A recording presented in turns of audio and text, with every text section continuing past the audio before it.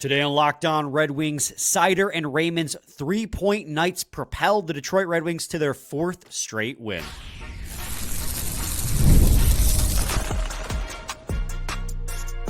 You're Locked On Red Wings, your daily podcast on the Detroit Red Wings. Part of the Locked On Podcast Network, your team every day.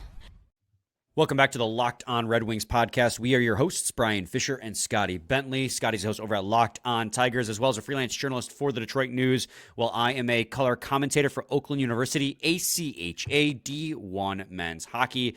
And Scotty, we have 4 wins in a row, a season-high win streak, and another game where the Red Wings kind of punched the opposing team in the mouth in the first period. Great time to be a Red Wings fan right now. We'll talk about the game. A lot of great things to cover as well. The things that are working just continue to work. But first, I'm going to let you guys know today's episode is brought to you by FanDuel. New customers can place a $5 bet, and you'll get started with $200 in bonus bets if you win your first $5 bet. Visit FanDuel.com today to get started. Scotty, Red Wings won 4-2 against the Winnipeg Jets. That is now the 4th straight win in a row and the 4th straight game in which they have scored 4 goals or more, as well as another game on the long streak that they've had in the McClellan era where they have not been outshot. When you look at this game and how that game progressed, what is your first thought? I was fired up. My first thought was let's effing go, man. I mean, this was a big win. I mean, we talked about it on the preview on Friday, but like this Jets team is legitimately one of the best teams in the league. They have some of the best goaltending, maybe not even some of the best goaltending in the league. They have been a high-powered offense that has been phenomenal, and they have the best power play in the league. And Red Wings went out there and snuffed all of it. Didn't allow a goal on the kill for the Red Wings kill on the Jets power play. Lyon was pretty solid. The defense was solid. They limited shots against a high-powered offense. And the Wings went out and scored 4 again themselves. Like this was really a fantastic all-around hockey game. I do not have too many complaints. I mean, we'll obviously nitpick and talk about some stuff as the episode goes along, but like this was as close to an all-around great performance as we have seen this year against one of the best teams in hockey. I was absolutely lit after the game. That was my first thought. Was the final, the empty netter went in, and I was just absolutely fired up, man. This was such a huge win, and yeah, not only is it 4 straight, but it's against like good teams, and the Jets are the best of that bunch, I would say. Yeah, I mean, the Jets are one of the best teams in the league, and you put 4 goals on Connor Hellebuyck, who had a .930 save percentage going into the game. The offense continues to just hum, and that was kind of my first thought in this game was like, and it's also my difference maker, so I'll just get that out of the way. The special teams for this Red Wings squad right now is playing unbelievable. Obviously, the power play more so than the penalty kill, but you already noted the penalty kill was 2 for 2 in this game. And that is huge for this team. And I think it was Sean Shapiro wrote an incredible article about the changes that the Red Wings penalty kill has made and the success that they're seeing. Now, they're not perfect. Like, they're still giving up goals here and there, but it's a much more efficient and energy efficient, too, in terms of the players' energy levels as well. The PK going 2 for 2 is huge against the Winnipeg Jets. It's a really good team with a really good power play. The Red Wings going 2 for 3 on their own power play was huge as well, with their best players just continuing to show up, with Moritz Seider, Simon Edmondson, Patrick Kane, Dylan Larkin, all doing their thing on the power play and getting a ton of points with one another in this hockey game. The special teams is my difference maker, and that was my first thought is like, wow, this power play is legit. They're now 3rd best power play in the league. They were 11th, I think, when McClellan took over. Now they are 3rd because I think they've scored a power play goal in almost every single game, not counting the Toronto one. They've been incredible, and it is literally the difference maker in a lot of these games is scoring goals when you're a man up. Yeah, man, absolutely. And I mean, again, we talked about it so much on Friday, but the from the Jets' perspective, the fact that they have such a prolific power play, and that's where most of their production has come on the year, to be able to keep that at bay really was the the difference. I mean, literally, right? They had 2 power play opportunities and you won by 2 goals, and with one of those being an empty netter. So I think that's a great shout. And I think that the continue to play pretty inspiring hockey is what I would call it in the McClellan era. What about your difference maker, Scotty? Who do you got pegged, or what do you got pegged as what made the difference? Yeah, I'm going to go with Lucas Raymond. And I know that there's a few, high-end point producers in this game. Seider also had 3 assists. He's going to walk out of this game with 3 points. But Razor with 2 apples and a goal himself, I think that's a pretty dynamic performance. It's what we've become kind of accustomed to from him. And it just seems like every night, like it's no longer just, there's like a hot stretch and then maybe like a stretch where he slows down a little bit. Like it's just consistent. He is a dynamic player for this team every night. And I think when you look across the game flow and just the fact that they were really hot again early, got off to a good start, which has been a theme. We'll talk about that, I'm sure. A lot of that was because of Lucas Raymond, and for him to keep applying the pressure and get 3 points in this one, I think was absolutely the difference in this game. And is, I don't know, if you're looking for a single player, probably the biggest reason why they walked out of there with a 2-goal win. Yeah, we've talked so much about how good Lucas Raymond's been all year. And in the crossover you'll see with Locked On Senators, tomorrow you'll hear us talk again about Lucas Raymond. Right. He's the one player on this team that throughout the year, throughout the coaching, has been consistent. He's not a guy who needed a change in coaching to continue to produce. He's been a point per game with Lyon. He's been a point per game with McClellan, and he's over a point per game. He's got 41 points in 39 games played, Scotty, which is the most points this season out of any player 23 or under. He's leading his age group and younger in points this season. What else can you say about Lucas Raymond? You're 100% spot on. He is one of the major difference makers in this hockey game, and I think you can share that with Moritz Seider. I think you'll put him as maybe notable performer number 1 in this hockey game. No Jeff Petrie. We saw some major lineup changes. You have Albert Johansson on the second pair with Simon Edvinsson, so you expect maybe a little bit more sheltered deployments for that second pair, which meant Moritz Seider to play 26 minutes in this hockey game. Not only did he go out there against one of the league's best teams and just play shutdown hockey, finish the night as a +1, he had 3 apples in this game, 2 of which I think were on the power play. Of course, you got the secondary assist on Dylan Larkin's power play goal and the primary assist on Lucas Raymond's power play goal. But he had the secondary on the empty net as well at the end of the game. So, he's not just providing a phenomenal defense against one of the league's best offenses, but he was also providing offense on his own right, despite getting a ton of, defensive zone deployments. He's capitalizing on his power play deployments, helped his team to victory. It's just like wherever you put him, he's helping the team succeed. He's now 19th amongst defensemen in scoring so far this season. He's got, 24 points so far this year. He is a top 20 scorer on defense while getting the most difficult deployments in the NHL. What more can you say about Moritz Seider that hasn't already been said? I'm not sure there's much. Right. he is the workhorse. He is the guy that, and we talked about this on the crossover tomorrow too a lot.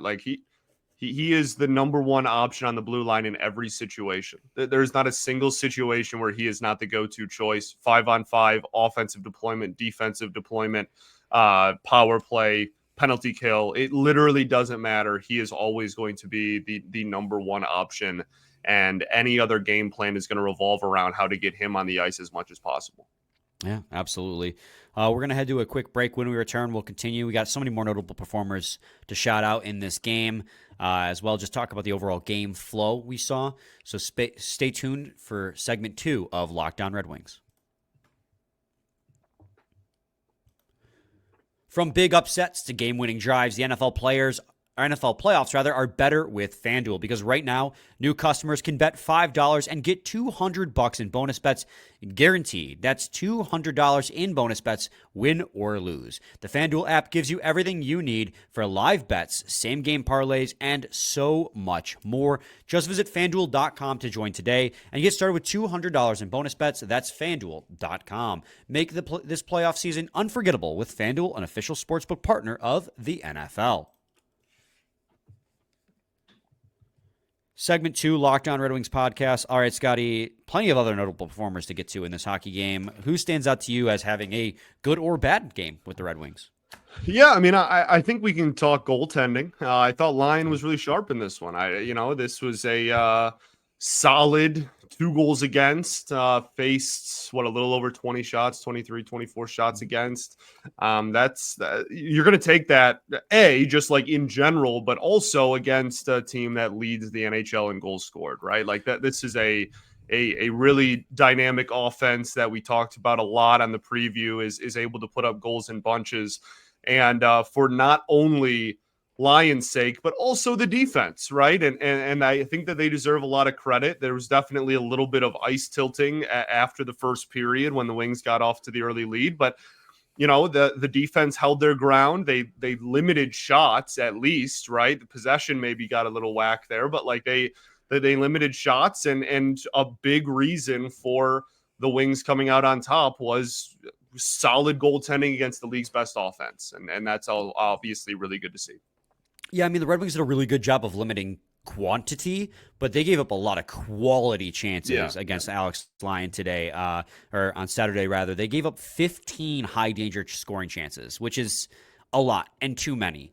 I mean, they only had a total, at 5-on-5, the Jets only had a total of 21 shots. 15 were high-danger chances. That is ridiculously high amount. Like when the Red Wings were getting burned, they were getting burned bad, but Alex Lyon proved up to the task. He had a 1.79 goals saved above expected. So according to the expected goal data, however much stock you may or may not put into that, it said that the Red Wings should have been outscored 3.79 to 1 at 5-on-5. That is a crazy big difference. The Red Wings themselves only had 3 high danger chances at 5-on-5, which I find a little hard to believe because if you watch that first period, they were buzzing the whole time. That's why maybe don't put a ton of stock into it. It's good supplemental data, but it's not everything. Because Red Wings had an incredible first. Like I watched before we came on today, I watched the condensed highlights too, just to refresh myself on the big 5 minutes of the 10-minute condensed highlights were Red Wings highlights from the first period. That's how dominant the Red Wings were. It was crazy. It's like, oh yeah, the Red Wings were killer in the first. But the Jets' second period and third period, when they got opportunities, they were big time. And Alex Lyon made a lot of really good saves. Like, for you to face 23 shots total in a game, I think it was, or something along those lines, 23 or 25, and for 15 of those to be high danger chances, but only to allow, 2 goals all game, that's just incredible work by Alex Lyon, and he bailed out his defense quite a few times. So, mad props to him. Also, I want to give notable performer to Dylan Larkin, who now has 4 goals in 3 games. Obviously, the one at the end was an empty netter, but still, he's finally turned it back on. He's right now, he's right back behind Raymond and DeBrincat for the lead in goal scorer. DeBrincat leads with 17, and now Larkin is tied with 16 with Raymond. And I mean, a big part of that is, again, that chemistry that top line and that top power play unit tend to have. I know they didn't score at 5-on-5, but we've seen how good Joe Veleno is on that top line with puck retrievals. And on the power play, the passing, going back to that being my difference maker, the passing, the puck movement on the power play is so superb. It's like tic-tac-toe, and a lot of that is just Seider, Raymond, and Larkin having such incredible chemistry together. It's insane how good they look out there on the power play. So, shout out to Dylan Larkin getting off the schneid and now having 4 goals in the last 3 and being back to a 35-goal pace. Yeah, man. And obviously that's going to be, he's always going to be a huge, I don't even want to say X factor, but just his production is obviously always going to be very important to the Red Wings. It's just, it's rather expected at this point. So it's not even something we really talk about a ton, right? I feel like we don't give him difference maker very often, even though he's consistently producing points and playing good defense night in and night out. Cause it's just oh yeah, he's the captain and that's expected of him. And that's what he should do and what he can do and what he's talented enough to do. So it's nice to see, like you said, the goal scoring tick back up, but he's going to produce in one way, shape or form pretty much every night out there. And the fact that he can do that against the best teams in the league obviously makes that a little sweeter. Absolutely. I can't stop saying absolutely. I'm going to have to find a new crutch word. Absolutely. I got to change it. I got to change it and then use that all the time. Scotty, who else is? I mean, there's just so many players, but who else you got? Yeah, I think Patrick Kane is another one to highlight. Obviously, didn't have a goal in this one, which has been somewhat of a change of pace from what we've been seeing from him lately. But I do think that, leaves the game with 2 points. Just his production has been so vital to this uptick in offensive production from a team perspective, right? I'm not saying that it's just strictly him, but if you look at, the last couple of weeks and you look at the games in which Patrick Kane has scored versus hasn't, there is somewhat of a correlation here. And you can argue about how direct it is between, when the team is scoring 4 more and when Patrick Kane is producing points on the night. So, good to see him get back in the score sheet twice. And I think that's always and will continue to be a big reason why the power play finds success as well. Yeah, 100% agreed. Patrick Kane, I mean, we've talked a lot about that line giving up quite a bit of offensive chances, but they're outscoring their flaws, which is very, very good when you're going to be a very offensive-oriented line, given soft deployments, and that's what they have been doing. This is another game where they had, 33% expected goals for percentage, 43 at Corsi for, but they scored the only 5-on-5 goal in this game, and it was a beautiful play. Patrick Kane feeding Alex DeBrincat, just had his stick on the ice in front of the net. It was a beautiful pass because that connection stays strong. So, I mean, if that can be your one of your secondary scoring line, and they're outscoring any defensive flaws they may have, then there's no reason why this line can't continue to play together. And Patrick Kane remains hot. Like you said, that's 2 more points for Patrick Kane in this game. He had one on the power play, and he had the primary assist on the only 5-on-5 goal in this game. And that's Patrick Kane, right? He is a offense first forward. He's going to put up a lot of points and, not be great defensively. But as long as he is outproducing the defensive flaws, he's going to, that's Patrick Kane. And he's been doing it ever since, actually slightly before McClellan took over, but even more so now that McClellan has taken over and just said play effing hockey and given them the freedom to be creative. And no one is more creative on this hockey team than Patrick Kane with the puck. So Patrick Kane with the puck with the green light to be as creative as he wants can only benefit the Detroit Red Wings in the offensive zone, and he has to this point. So, yeah, Patrick Kane, 2 points, absolutely. Alex DeBrincat, I think, in the same vein, since we're talking about that. They combined for the only 5-on-5 goal in this game. Alex DeBrincat leads the team in goals, 17. He's on pace for 35. We're going to talk about him on a little bit in the Locked On Sens crossover as well. He's been consistent scoring all season long. There hasn't really been a long drought like we saw last year. We would see long droughts, and then he'd score 8 goals in 4 games. And then we'd see long droughts again. There have been short droughts, 3-4 games, and then he's right back to scoring again. And every single game, it feels like he's scoring a goal or providing an assist. And he's got 17 goals to lead the team. And this season, he has been the Alex DeBrincat that we have signed him to be. So a part of that is just that chemistry with Patrick Kane is palpable. It's undeniable. We heard it. You hear it talked about so much on the broadcast to the point where it's almost annoying. But it's they talk about it because it's true. You watch them go out there and they play and they feed each other, like Larkin and Raymond, for instance. It's a similar type of chemistry that those two have. So, imagine being Andrew Kopp, just being I'm just going to be here and I'm going to be driving the play and I'm going to let you guys take the puck up the ice. I'm just here to make sure we don't get scored on, essentially. Right, and take face-offs pretty much, yeah. So, yeah, it's been fun, a lot of fun, watching this hockey team play hockey the last week and a half. And Scotty, they're 2 points out of a wild card spot. They won 4 in a row. The Senators have been struggling. There's 3 teams tied at 40 points for that final wild card spot. The Wings are at 38. That murky middle is murky again. And your next game is against Ottawa with 40. Yeah. So if you beat Ottawa on Tuesday at LCA, you're there. Hilariously, you are right back in the thick of the wild card mix. And not to get too far ahead of myself, but I was looking at the standings. I was not looking at the divisional standings for the life of me. I say it's bad for my mental health. But their place in the Atlantic Division is only 44 points. The murky middle in the Eastern Conference is murky. And with the Red Wings resurging back after firing their head coach, it's gotten even murkier.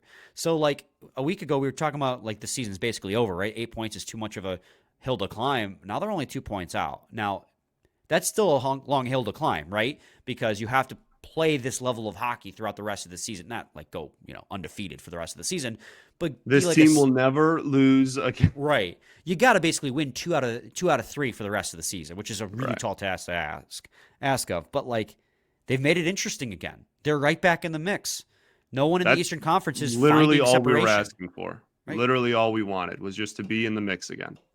Yeah, so we're going to head to another quick break. When we return, I think I want to talk about Albert Johansson because he got a look on the second pair, which was pretty notable with Jeff Petrie out. Talk World Juniors, and also I want to mention, again, just how dominant the first period was, but then, I don't know, there's a dichotomy, Scotty, between what I felt like we were seeing on the ice in the second and third period versus what like the data says. So I kind of want to talk about that and maybe try to come to an understanding of why that may be. So segment 3 of Locked On Red Wings.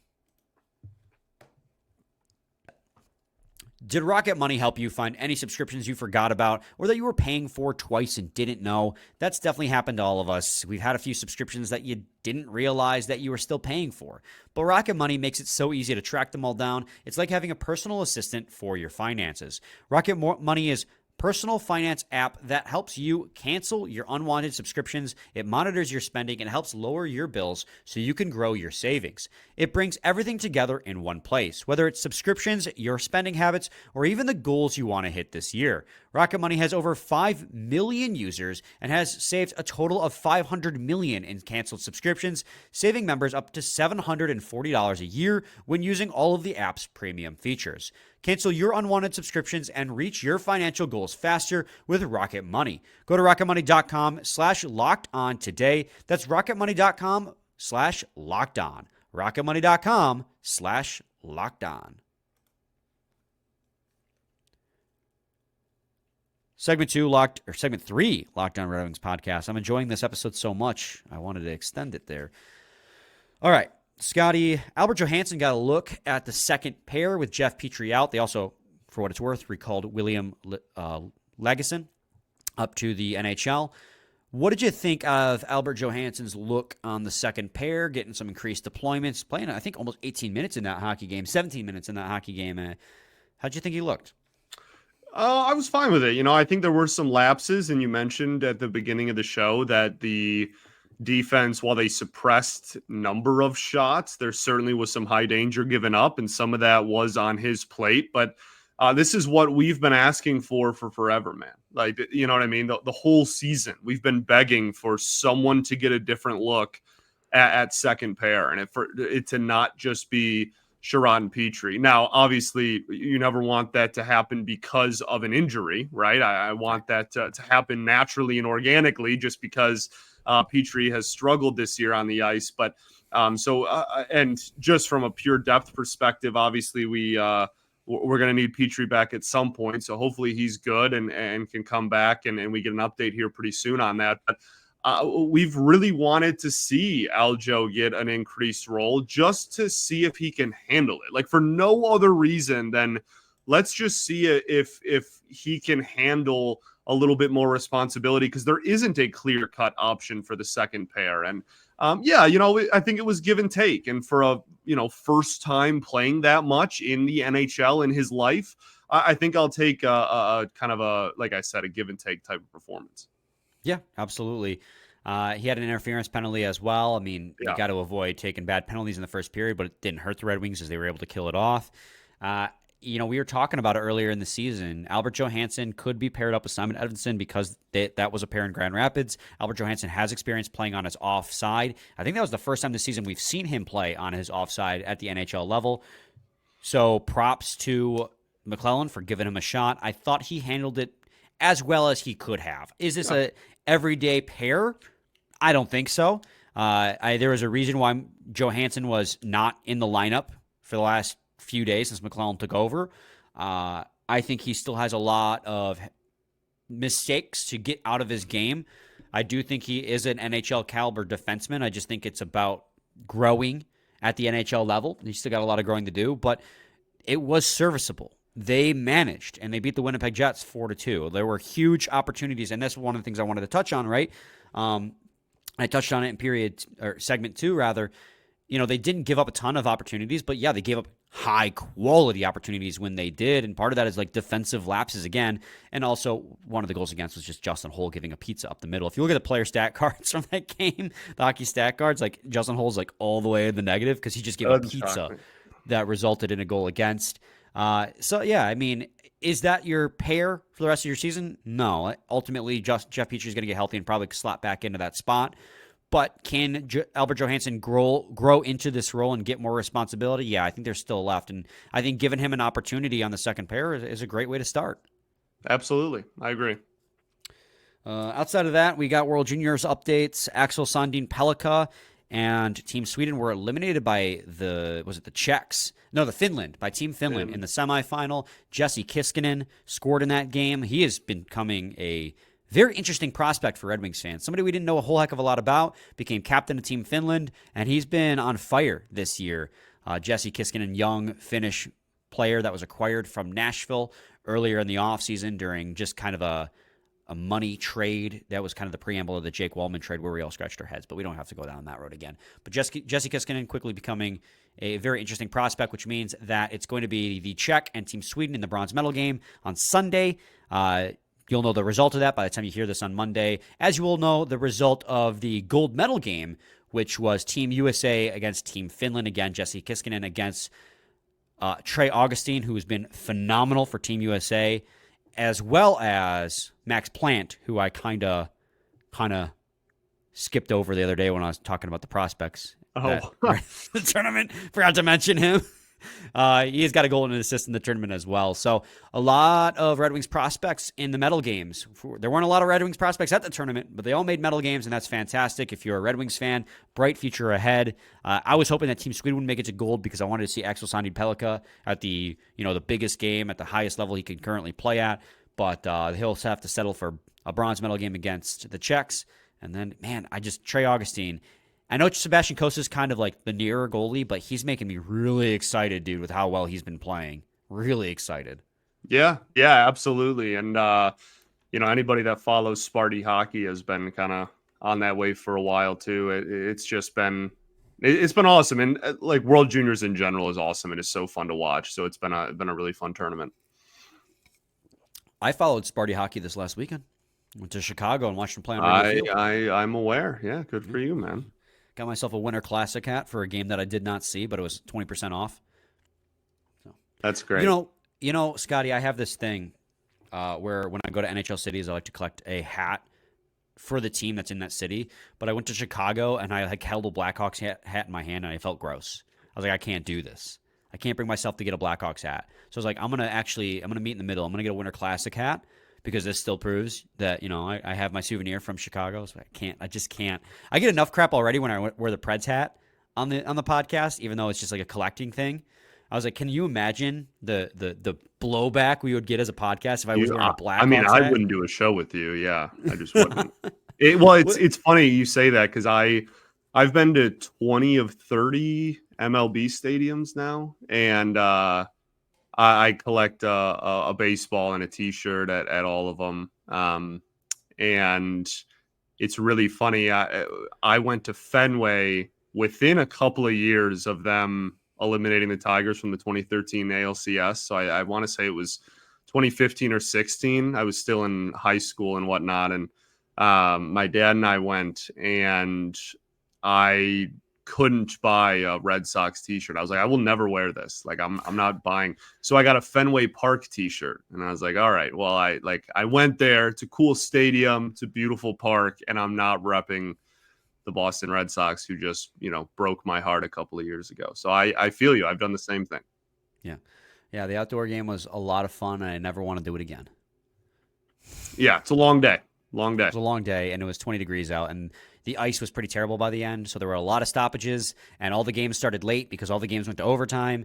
So it was a lot of fun, but I was also miserable the entire time. So yeah, never doing that again. Anyways, tomorrow, Scotty, we have a crossover for the people with the Locked On Sens guys. I know the fan bases don't like each other, but the Locked On Sens guys are two of the best in the network. They're two great guys, and they're always fun to talk with. Yeah, absolutely. Go back and forth about whose rebuild is worse, us or the Sens, as both teams are looking to make the playoffs for the first time in almost a decade. So, Scotty, any final thoughts? We ball, baby. We do ball. We'll be back tomorrow, same time, same place. It's your team every day. Every day.